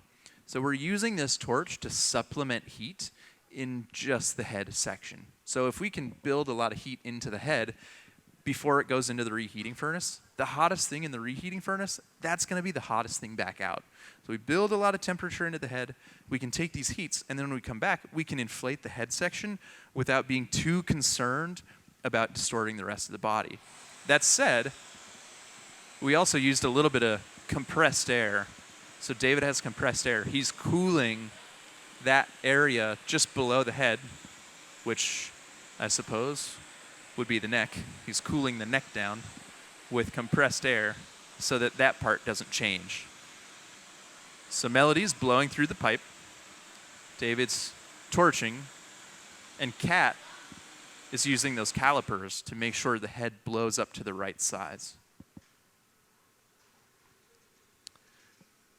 So you saw 4 people all doing jobs in that one moment. So as you increase the scale and you increase the complexity of your teams, you'll increase the size of, or as you increase the scale and complexity of your object, rather, you'll increase the size of your team. So when we have these visiting artists and we do these guest demonstrations, it's not unlikely or uncommon to see a team of 4 or 5, if not more, all working together on individual pieces. And this grows even more when you have a lot of parts that are coming together. So we're going to add some eyes and some legs, but if you have even more parts or larger components, you might have people working on this bench as well. And Kat would still be in charge of this bench as the leader of the team, as the main gaffer. If you go into our contemporary gallery, and you go into that kaleidoscope show, the De La Torre brothers, they were here about a month ago, or I don't know, at the beginning of the summer. Time flies when you're having fun. But they were here at the beginning of the summer for 2 weeks. So it's 2 brothers. They collaborate all the time on work. We have our big show. They worked here with us for 2 weeks, and we made some really big pieces of glass. We have a live stream of that. You can go watch that too. We put together these huge faces. We're talking like 35 pounds of glass on the end of a pipe. Substantial. Lots of different parts. And when we were making some of the pieces while they were here, I think we maybe would have 8 glass makers on the floor at a time. And at one point, I think 7 out of the 8 all had pipes with hot glass on it. And it's almost like a choreographed dance. Everybody knows the timing. They know how to move. They know the order for how things are going to come together. And then everyone is sort of just moving around each other with these pipes, hot glass on the end. It's really quite the sight to see. I should actually go back and watch part of that video because it's cool to see it from like a broad perspective. When you're sort of in it, you're not thinking about it as much. But people have often compared glass making and how we move around with one another like a dance. That said, you probably don't want to see any of us dance either. Yes. How long does it take us to make this? Well, this will take us about 2 hours by the time we finish it. But that's 2 hours, and that's using 4 or 5 people. But then also what you don't see is all of the hours of practicing and prototyping and figuring out the proportions and the scale and the correct way to make it, the correct order for how you assemble all of this. So you're seeing a refined product come together. What you don't see are the hours and hours and days and weeks of practice figuring all of it out. Because rarely do you say, I have an idea for a duck, and do you draw the duck, and then do you make it, and you go, yep, that was perfect. Usually you make it, and throughout the process, you'll go, oh, I know, I see how I could do this better next time, or I see how I could do this a little bit differently, or when I should do this. And you kind of do that throughout the whole process. And then the next time you make another one, you go, oh, yep, all right, this was better, but this could change. And so you do that a bunch over and over, and until you get to a point where you can make something this seamless. So we'll make this in 2 hours, but it's taken a long time to be able to make it in 2 hours. What's the biggest project you've worked on? Oh, the biggest project I've worked on. Yeah, the biggest project I've worked on. Let's see. Yeah, one of those pieces that we worked on with the De La Torre brothers was certainly one of the larger pieces that I've ever worked on. I didn't work on these earlier, but Tom was talking earlier about how the museum has a world record for the world's largest glass pumpkin. It's about 80 pounds of glass. It's like 3 feet in diameter. We've got a truck in the glass market, and we fill the truck with a glass pumpkin. Yeah, it's similar to that. Yeah, one of the De La Torre images. Yeah, the face on there. That's similar to what we were making a couple months ago. Similar to that. And did you have a question too? Yeah, what's your question? Who gets to pick what the name of the duck is? Who gets to pick what the name of the duck is? Kat, the maker. She gets to pick the name of the duck. But do you have a suggestion for the name of the duck? No? Okay. We have over 60 suggestions. So she's got a lot to choose from. And I think sometimes that's the hardest part of her day. She signs all of the adoption papers for her Adopt a Pet Day. She engraves names on some of those pieces. She makes this piece, and I think maybe the hardest part of her day might be when she has to pick the name of the duck. But this is also a big deal. I said that a lot of people love Kat's designs. And that's not just people who come to the museum and see that. That's a lot of people that work at the museum too. We have had people from different departments for the last couple days sending name suggestions because they want a chance to name the duck also. So it's a big deal. What's your question?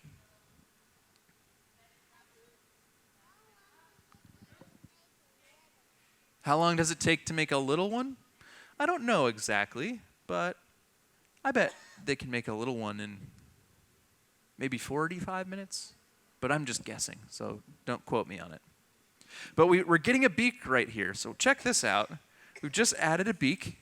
So we brought the beak from our oven, and stick that right onto the face, and now the duck has a beak.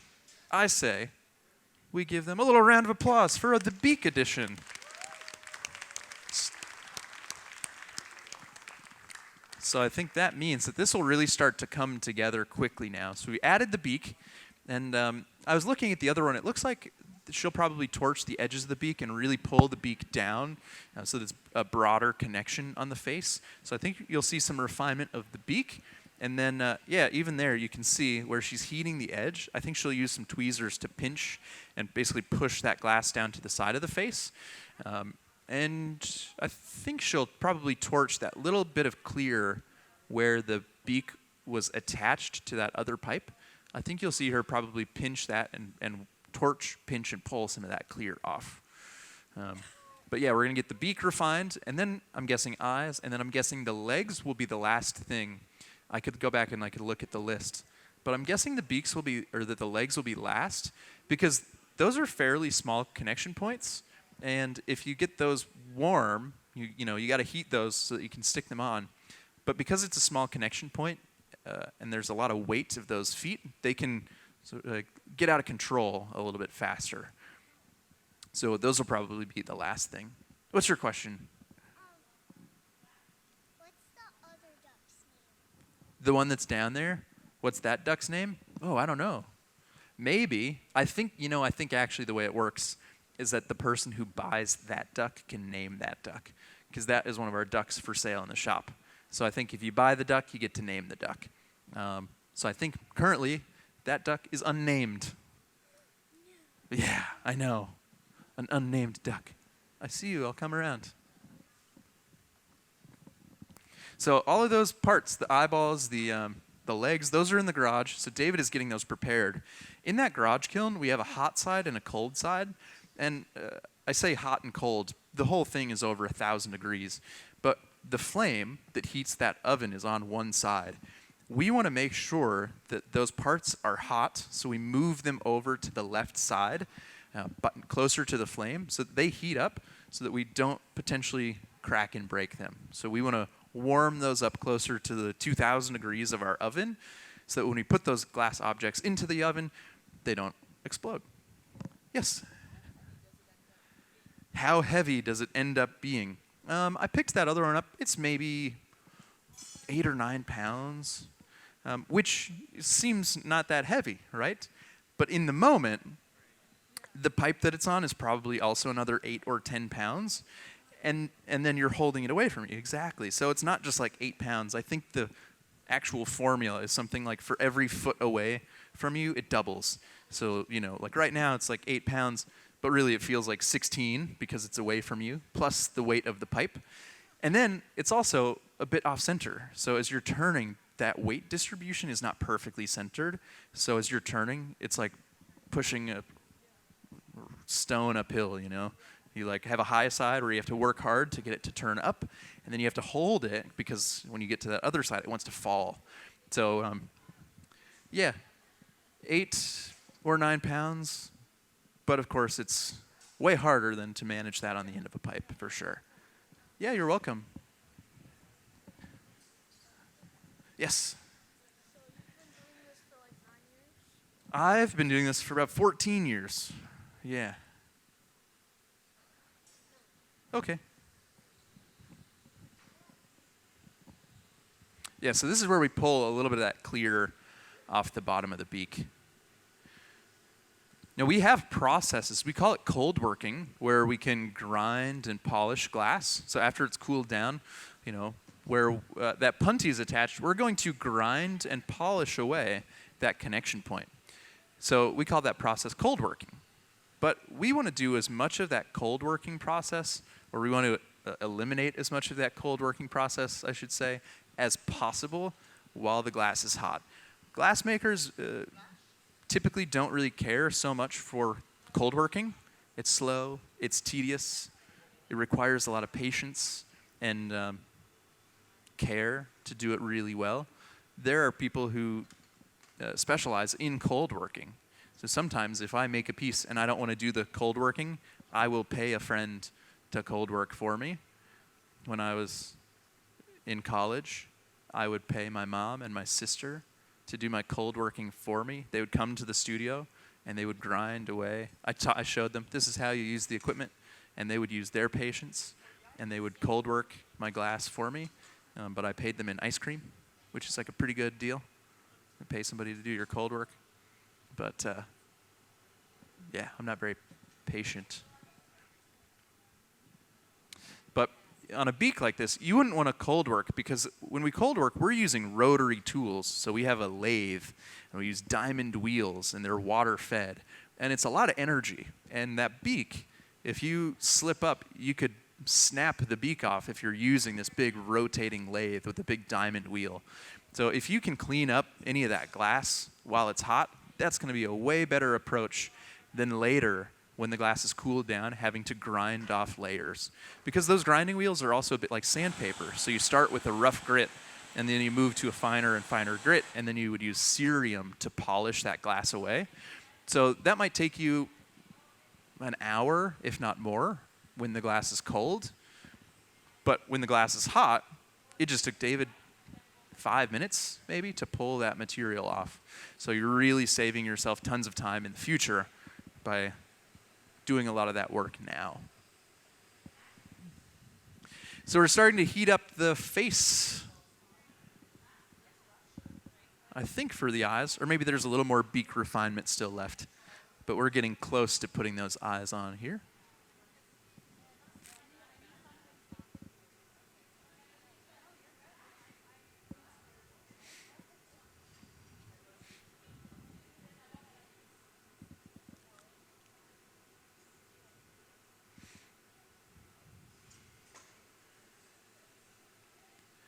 So I was also talking about how this piece is, heavy.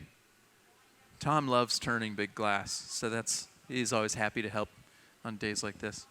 If you have something really heavy that you want moved, you would look at me and you would look at Tom, and you would say, "Yeah, I'll have Tom do it." And I love that because I'm not that interested. So when the De La Torres were here and we were making these really big pieces, I was turning it for a while. And then as we just kept putting more and more stuff on and it just kept getting heavier and heavier, that's when I passed it off to Tom. So I did a lot of the preliminary work. And then when it was like 30 pounds, I was like, "Yeah, Tom, you do it. You love this stuff." So he makes this look really easy. But here we go. The first eyeball. Grab the eye, stick it on, and it just sticks right in. And now we take a quick heat. But you'll notice, did you see that? She just grabbed that 1,000-degree eyeball with some gloves. Those are some good gloves right there. Yeah. That's a serious oven mitt right there. Yeah.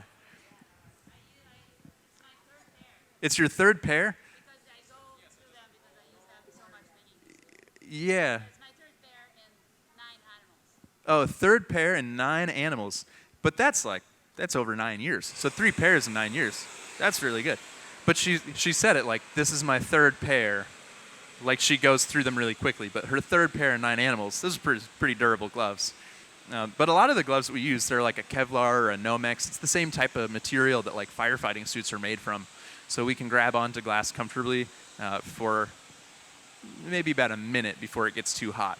These ones look a little bit fuzzy, so I maybe wouldn't grab onto glass for a really long time with those, but to grab onto a little eyeball and slap it on, yeah, those are awesome gloves. Yes? It's a cyclops duck. Wouldn't it be a cyclop duck? Cyclops, wouldn't the S make it plural? Wouldn't it be a cyclop? No, I don't know either. That's why I'm asking you. It seems like, no, you're right. It's currently a cyclops duck. I think ducks, I believe ducks do hemispherical sleep, so that like one half of their brain sleeps at a time, and that the other half of their brain is still awake and alert a little bit, so that they can, it's like how you prevent attack from predators. Like whales do that, sharks do that. It's hemispherical sleep. I think ducks do that.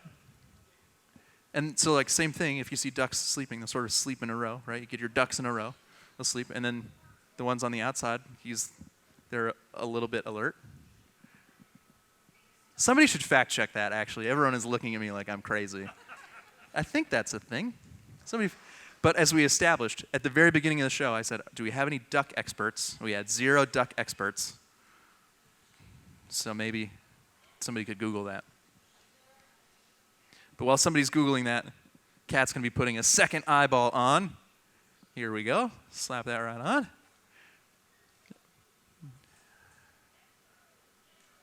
All right.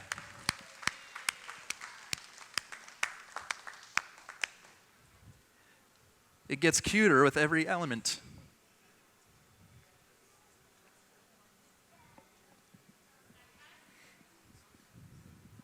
Oh, we've got a phone in the air. Let's see if this is going to be really embarrassing if I'm wrong.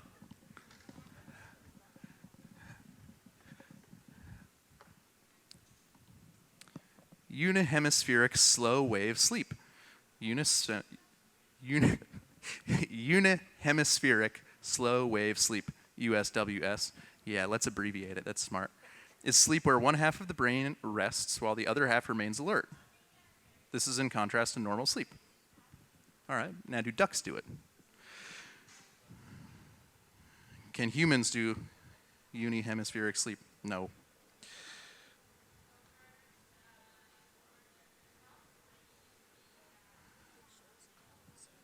Yeah, well, this is some type of bird.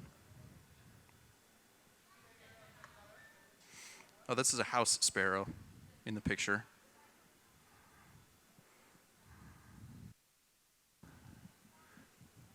So, turns out I'm the duck expert. Yeah. Yes. A name idea. Derpy. I don't think our duck is derpy. Duck looks more shocked, but I think shocked is a bit of a weird name. So Yeah. All right.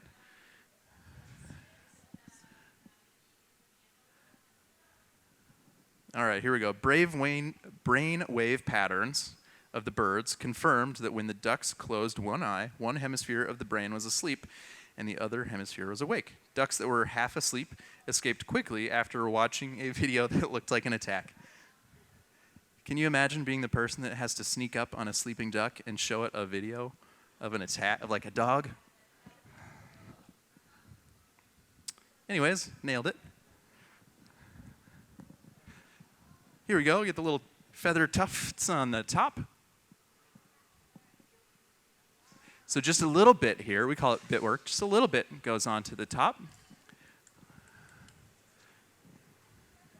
Me and this duck sort of have a similar hair thing happening.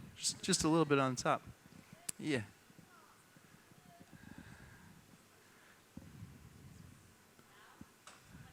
Now,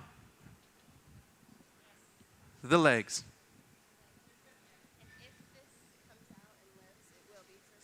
Okay. And if this comes out and lives, this duck will also be for sale. Now, we, of course, expect that. That's the hope. We always say if because this glass and this duck does still have to slowly cool. So when we're finished, we'll put this into an oven that we call the annealer. This is where we get our roast duck. Somebody said roast duck earlier. So this is where we get our roast duck. We'll anneal this glass. We'll put our glass into an oven 966 degrees Fahrenheit. Now that's a temperature that is specific for this glass. So the glass will go in there, and then we'll run a slow cooling program. And that cooling is called annealing. And annealing will allow this duck and all the different parts and the various thicknesses to cool at one even consistent rate. And that will prevent stress. If we let this sit out in the open air, as it cools, the area where the eyes are and the beak is, those areas are thicker, so they take longer to cool. So we'll put this in the oven. All of those areas will cool together so that we'll save our duck. But one of the lessons that you learn in glassmaking is to not fall in love with anything too soon. It's a life lesson. Because you could put it into the oven and maybe it cracks in the oven, or I've seen ovens malfunction where they get too hot and you come in and everything is in a puddle in the morning. Of course, we're not going to plan for that. We're going to plan for great success. And the cooling time for this is going to be determined by Kat. So she'll tell us. She's made these before. She's done the testing. She knows how long this should cool down. I would guess we'll probably cool that for a 16-hour cycle. So we'll cool this down slowly for 16 hours. But of course, it'll be up to her ultimately. So we'll ask her when this is all said and done. So we'll turn that off at the end of the day. And then after 16 hours, we'll get to take it out and we'll see. But then, of course, as I mentioned, the plan is that this goes for sale in the shop. And again, you can find all of that stuff online. Yes? Other Michael. All right, so here we go. We got a foot going on. And she said, okay, it's really moving. So that's how Tom knows to watch that foot, to make sure that that foot doesn't get out of control while he's taking a heat. So, flash. Getting more doors. And look at this shot inside of the furnace. Isn't this just the cutest thing? Isn't that so fun? I love when something like this starts coming together and you can see it inside. That's the best. So I haven't really talked about this at all, but we don't have a camera inside of the reheating furnace. We have a specialty glass at the back of the furnace. It's called fused silica. And that glass can withstand almost 4,000 degrees of heat. 3,800 degrees is the melting temperature. So our camera looks through that window And we've got that great view inside of the reheating furnace. That fused silica, that's a glass that was invented here in Corning in 1934. They didn't use it for decades. It wasn't until NASA needed some glass that could withstand re-entry into Earth's atmosphere. So that's what that glass was first used for, was NASA spacecraft.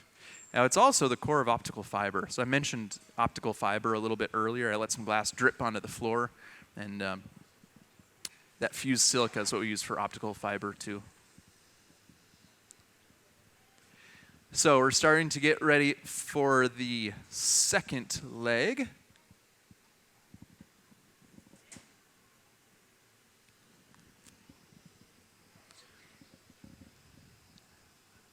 So we're almost done. Oh, this thing is so dang cute.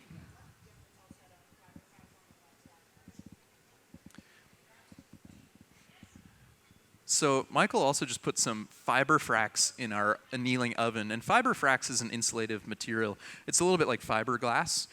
So that's going to be hot, but it basically gives us a soft little nest for our duck to rest in so that it can sit without wobbling around. Because we're going to leave some of that punty behind on the bottom. So if we have a soft surface that we can set this into, then we don't have to worry about it wobbling around too much. So we'll have just a little soft spot. So here we go. The second foot.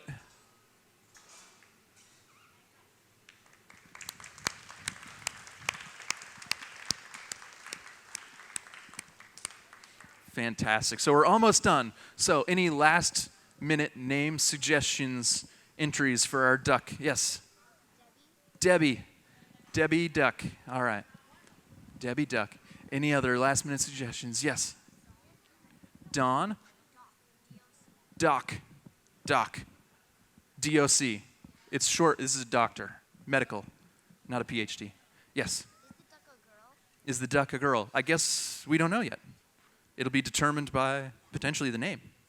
Yes? Hudson? Hudson. Yes? George. We have a glassmaker here named George. I would kind of like if we picked George. That would be great. Yes? Hubert. Hubert. Yes. Goggles?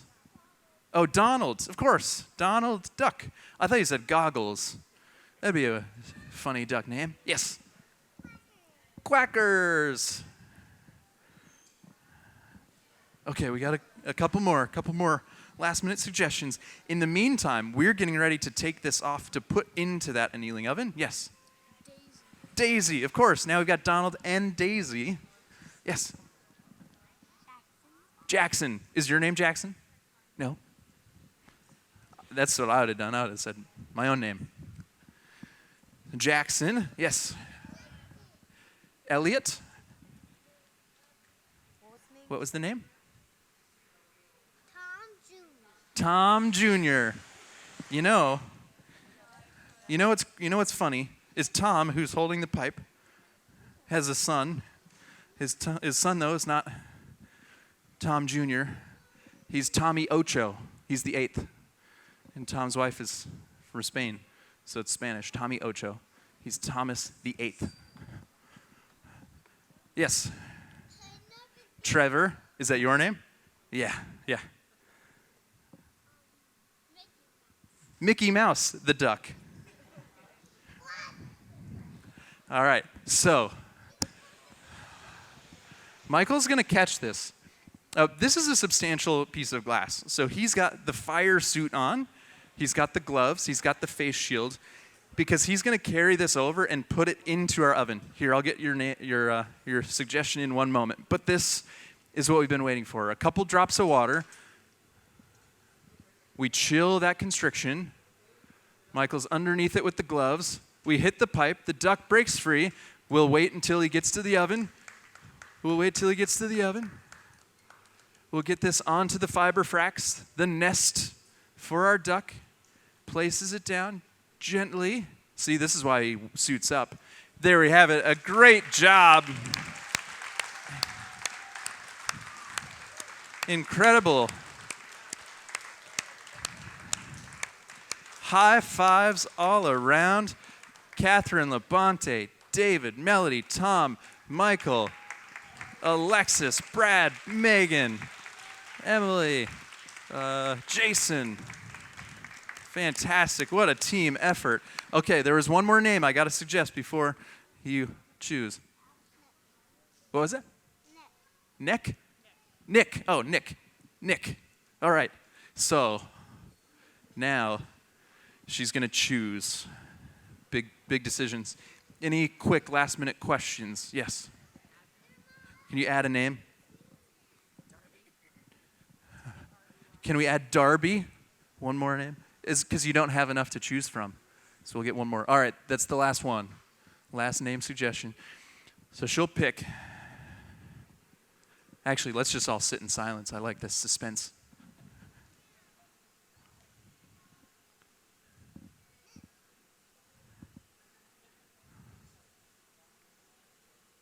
So much tension.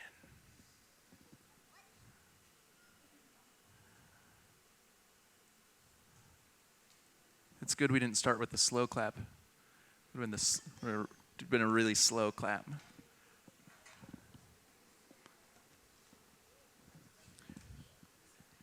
Yeah. I know, just got to read a bunch of names.